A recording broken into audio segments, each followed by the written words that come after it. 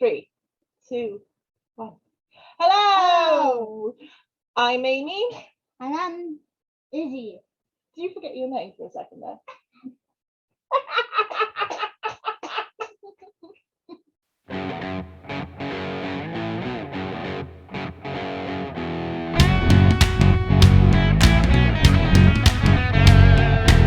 Hello! I'm Amy. And I'm Izzy. And we, together with Daddy and Dean, form McLaughlin. Welcome to the channel. So, as we mentioned last week, we've had a lot of technical problems.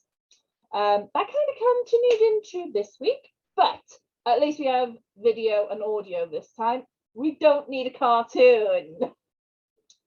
What we're going to do this week is take you through what we've done so far, get you right up to date.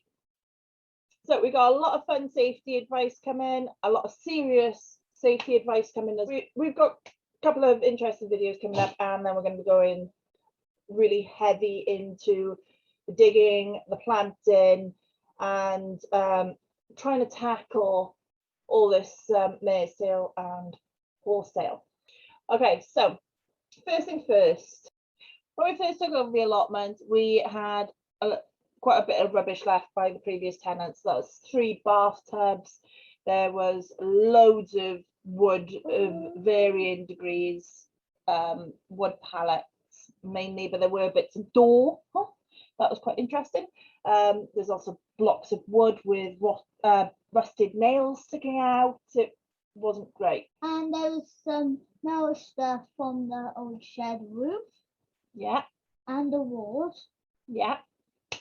The other things we had left as well were random panes of glass, as well as some glass with metal surrounds and things as well. So yeah, we had our work cut out between the rubbish, between the weeds, and just trying to get this all under control. So this is the point where we hit a bit of bad luck. So because of the state of the allotment and all the weeds, as you can see in the photos, and there being no electric on the allotment, we really needed something that was going to be able to power through and help us get rid of all of this. So we went online and bought ourselves a 5-in-1 garden tool, 2-stroke petrol engine. It was a hedge trimmer, brush cutter, chainsaw pruner, grass trimmer, and an extension pole, all in this one nice little package. Just as we bought that, the UK went into the whole petrol frenzy, where basically places shouldn't have been running out of petrol, but because of the panic that the media created, everywhere was running out of petrol because they couldn't get the deliveries in. So the petrol stations local to us all banned anyone coming in with jerry cans to fill up. So not wanting to really hang about for too long and not knowing how long this situation was going to last for, we decided to charge up the battery on our G-Tech hedge trimmer and just give it a bit of a go, see how much we could get done. And fair play to Dan, went down there and he just demolished it basically. He went straight through, brought it from at places all the way up to his chest, right the way down to ankle level. So we could actually see the ground better, which also prepped us a lot more nicely for when we brought the 5-in-1 up, because we could see more of the ground, so we could get rid of some of the more dangerous obstacles that we were facing. So while Dan chopped everything down with the electric hedge trimmer, I was there getting all wood, picking up the planks of wood, the pallets and all that sort of thing, putting them all into one big pile at the bottom, so that we could try and work through it and figure out what's good, what's bad, try and reuse as much as we possibly can. Over the next few days and weeks, our darling kids came up, helping dig holes and dig over the allotment. Yeah. This giant compost bin would not break apart because someone had screwed it together. And we sort of jimmied the darn thing, because when we tried going at the screws with the screwdriver, we couldn't get the screws out. So we put we put an edger in between the wood and pushed and pulled and just tore it all apart, basically. Threw all the wood in one big pile, brought down the compost bin as best we could. Meanwhile, our darling kids made some lovely holes trying to dig over the allotment. So great. Luckily, the petrol situation kind of resolved. So we were able to go and get 5 litres of petrol, mix it up with some 2-stroke oil to make it 40 to 1, and filled it up into the 5-in-1 petrol brush chainsaw thingy, majiggy. We got plenty of safety advice from the kids on that one, made sure it worked, and the next day we took it down the allotment. So we had hoped that we would just record Dan effectively cutting everything down to size, but British weather opened the darn heavens on us. So Dan's there with the brush cutter cutting everything down, and we start hearing boing, ding, seeing sparks at different times. Basically what he's doing here is, as he's going through, we checked as best we could to make sure there was no rocks and stuff like that. Thing is, though, there's parts where it was very obviously grass, about 0.5 centimetre of soil, concrete, soil. There's other bits that is grass, soil, grass, soil. And potatoes. And obviously we're having to stop start for safety, making sure rocks are moved, metal's moved. And when my dad chopped potatoes. Veg ninja. It wasn't fruit ninja, was it?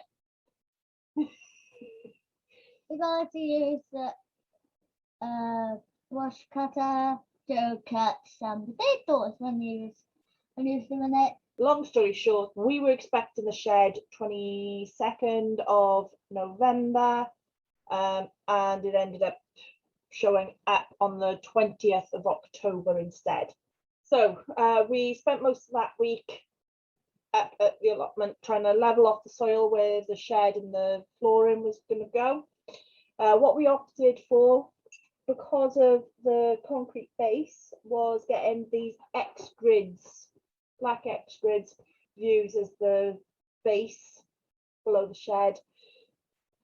So we had to level the soil off as best as we possibly could, digging out any horse tail and mare's tail that we found as we went through.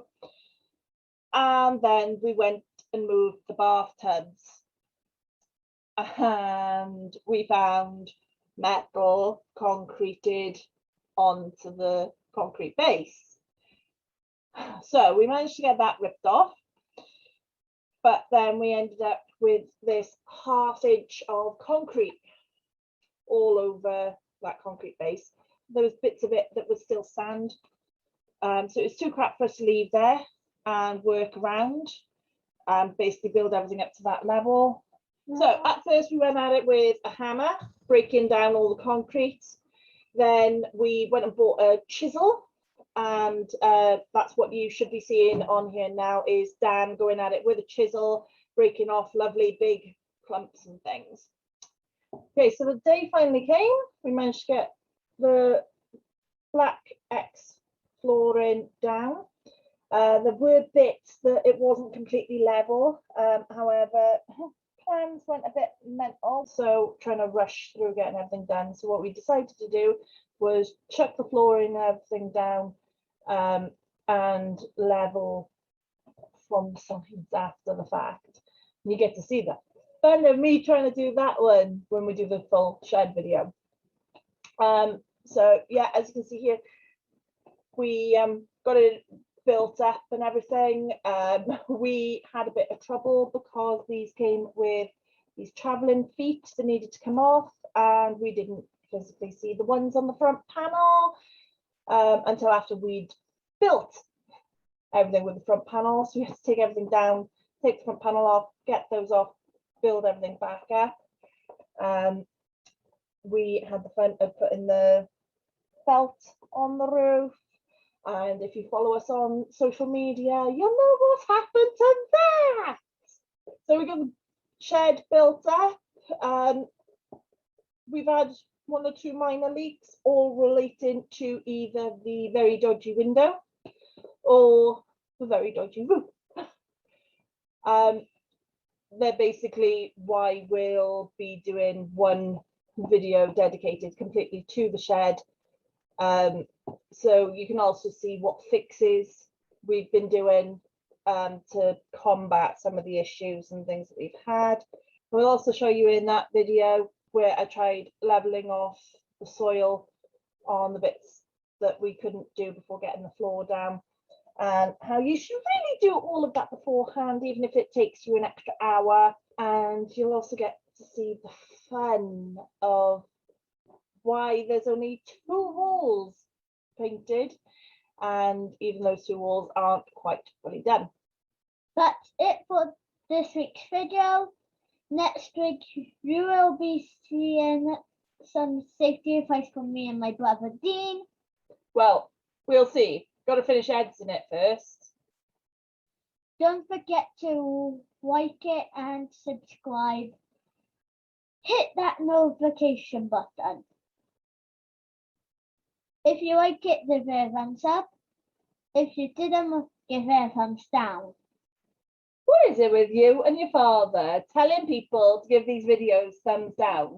We want the thumbs up, not the thumbs down.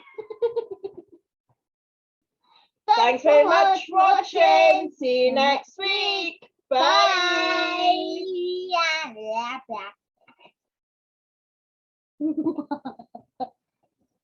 You're evil to me.